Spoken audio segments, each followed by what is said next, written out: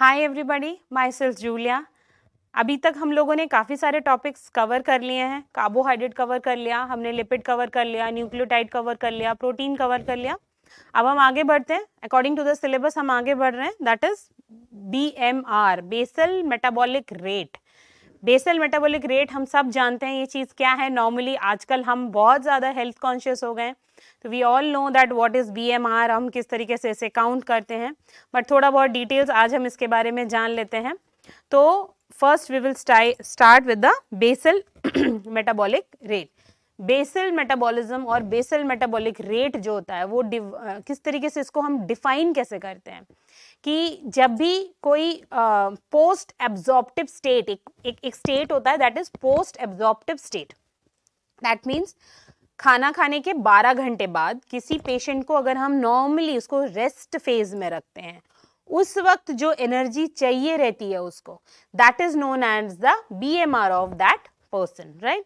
खाना खाने के 12 घंटे बाद, यहाँ पे भी वही लिखा हुआ है कि is defined as the minimum amount of energy, that is the minimum amount, remember this, that is the minimum amount of energy required by the body to maintain life at complete physical and mental rest in the post absorptive state. Post absorptive state is very important, तभी हम किसी का BMR निकाल सकते हैं। It may be noted that resting metabolic rate, अगर पहले जब BMR वर्ड आने के पहले इसको बोला जाता था resting metabolic rate, अभी इसको BMR बोला जाता है, that is basal metabolic rate. तो अब हमें समझ में आ गया व्हाट इज BMR। किसी भी पर्सन का BMR निकालने के लिए उसके खाना खाने के 12 घंटे बाद, जब वो रेस्ट फेज में हो, जब वो लेटा हुआ हो, कोई हैवी काम नहीं कर रहा हो, उस वक्त उसको जितनी मिनिमम एनर्जी चाहिए रहती है वही एनर्जी BMR जानी जाती है, BMR के नाम से जानी जाती है। मेजरमेंट इसका कैसे करते हैं BMR का? The measurement of BMR, the subject should be awake. सबसे पहला रेस्ट कर रहा होगा लेकिन जगा हुआ होना चाहिए, it should be awake eight complete and physical and mental rest. ना कोई स्ट्रेस में होगा, ना कोई फिजिकल एक्टिविटी कर रहा होगा, और पोस्ट एब्जॉर्प्टिव स्टेट होना चाहिए। Comfortable surrounding at 25 degree centigrade, उसके सराउंडिंग में बहुत गर्म नहीं होना चाहिए, बहुत ठंडा नहीं होना चाहिए। इस तरीके की कुछ चीजें ध्यान रखने के बाद ही हम BMR किसी का निकाल सकते हैं। मेजरमेंट के लिए BMR का एक इंस्ट्रूमेंट आता है, बेनेडिक्ट रॉथ कहते हैं उसे। क्लोज सर्किट के अंदर बंदे को रखा जाता है, इट्स अ डिवाइस। उसके बाद हम उस बंदे का BMR निकालते हैं। The main thing is that the person should be post absorptive and the physical rest and the mental rest. Mentally बहुत स्ट्रेस होगा तो BMR ऊपर नीचे आ जाएगा, तो रिलैक्स स्टेट में रखा जाता है। थोड़ा टाइम लगता है इस टेस्ट को करने के लिए, but it is very useful test. Units इसके क्या क्या है? इसके यूनिट्स है कैलोरी पर स्क्वायर मीटर पर आवर। अब यहाँ पे आता है कि for the calculation of body surface area, the simple formula जो पे है इसको डुबायस फॉर्मूला बोलते हैं। ये आप रट लेना है, हमें इसको हमें पढ़ लेना है, डुबायस फॉर्मूला। इसके बाद नॉर्मल वैल्यूज ऑफ BMR एक एडल्ट मैन की जो 35 से 38 कैलोरी पर स्क्वायर मीटर पर आवर का जो एक एडल्ट मैन होता है, उसकी एज इतनी होगी, तो उसका -15% to 20% is considered to be as normal. But ऐसा BMR मिलना मुश्किल हो जाता है, ऊपर नीचे मिलता है। तो हमने एक रेंज बना ली है कि BMR जितना निकलेगा BMR निकालना क्यों जरूरी है? BMR निकालना इसलिए जरूरी हो जाता है because we can now calculate कि कितना उसका मिनिमम एनर्जी जितना चाहिए रहेगा उतने उसको उतना किलो कैलोरी खाने को दिया जाएगा।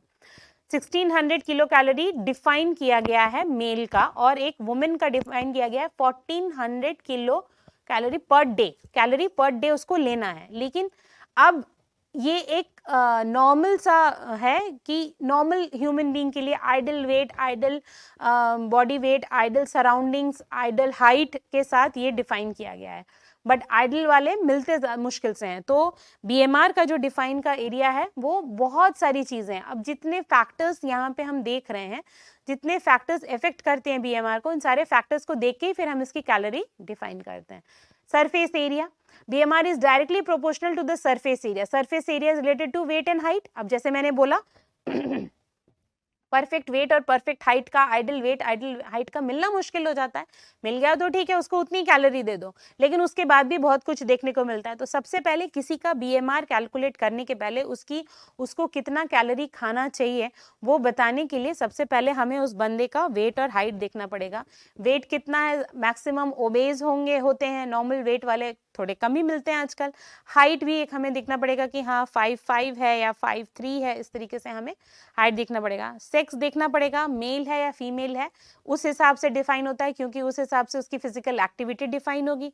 अगर वो बॉक्सर है, अगर वो मेल है, बॉक्सर है, या जिम का ट्रेनर है, या फिर मजदूर है कोई, या फिर वो आराम से किसी कंपनी का CEO है, तो उस हिसाब से हमें डिफाइन होगा। फीमेल है तो वो ऑफिस जाती है या घर में रहती है, घर में रहती है तो कितने काम करती है, मॉडरेट लाइफस्टाइल है या बहुत ज़्यादा हेक्टिक लाइफस्टाइल है, या वो कोई सेल्स वुमेन है जो किसी शॉप में बैठ के कुछ बेचती है, या फिर मार्केट में सेल्स वुमेन है, या फिर वो ट्रैवल करके रोज कहीं जा रही है। तो ये सारी चीज़ें रिलेटेड है। फिर भी एक ऑल अराउंड 1400 कैलोरी डिफाइन की गई है।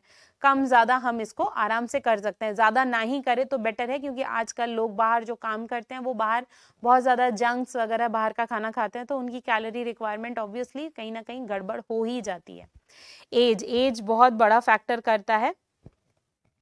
एज जो है in infants and growing children with lean muscle mass the BMR is higher obviously, है ना। इन एडल्ट्स, क्योंकि lean muscle mass growing children में वो ज़्यादा खेलते कूदते हैं, उनका BMR बढ़ा हुआ ही होता है। In adults the BMR decreases as the rate of about 2% per decade of life, क्योंकि एडल्ट्स में जब धीरे धीरे बॉडी स्लो डाउन होने लगती है, उनका मेटाबॉलिज्म स्लो डाउन होने लगता है, वो उनका लाइफस्टाइल धीरे धीरे स्लो डाउन होने लगता है, तो उस हिसाब से उनका BMR का रेट भी घटने लगता है। बच्चों में होता है कि उनमें लीन मसल्स होते हैं, वो बहुत ज़्यादा खेल कूद करते हैं, भागा दौड़ी करते हैं, बहुत पढ़ाई करते हैं, स्ट्रेस, मतलब उस हिसाब से उनका BMR भी उनका ऊपर नीच हो जाता है as comparison to adult. Physical activity is very important in calculating the BMR, कि आखिर जिसको भी आप BMR कैलकुलेट कर रहे हो उसके बाद आप उसकी कैलोरी रिक्वायरमेंट को दोगे तो उसका फिजिकल एक्टिविटी क्या है, पूरा दिन बैठे रहने वाला है या काम करने वाला है, रेगुलर एक्सरसाइज करने वाला बंदा है या फिर मॉडरेट एक्सरसाइज करने वाला बंदा है, जिम जाता है या सिर्फ अपना काम करता है। ये सारी चीज़ें आपके फिजिकल एक्टिविटी के अंडर में आती हैं। हार्मोनल लेवल चेक कराने के लिए सबसे पहले तो थायराइड T3 T4 यहाँ लिखा हुआ है। Stimulatory effect of metabolism, thyroid का बहुत बड़ा रोल होता है मेटाबॉलिज्म का। किसी को हाइपरथायरॉयडिज्म है तो उसका मेटाबॉलिज्म फास्ट होता है, हम उनकी बल्जिंग आईज होती है, बहुत दुबले होते हैं। जिनका हाइपोथायरॉयडिज्म होता है उनका मेटाबॉलिज्म स्लो होता है, उनका BMR अलग होगा, उनकी एज से ज़्यादा बड़े वालों का BMR होगा, जैसे बुढ़ों का BMR होता है। तो सबसे पहले हम हार्मोनल इफेक्ट चेक करेंगे। Thus, BMR is raised in hypothyroidism and reduced in hypothyroidism, ठीक है। In fact, the measurement of BMR was earlier used to assess thyroid functions. अगर जब थायराइड के साथ साथ BMR भी निकाला जाता था एक टाइम पे, कि ये देखने के लिए कि सामने वाले का थायराइड ठीक से काम कर रहा है कि नहीं। थायराइड बढ़ा हुआ है तो 100% उसको थायराइड हाइपरथायरॉयडिज्म होता था, BMR घटा हुआ है तो 100% उसको हाइपोथायरॉयडिज्म होता था।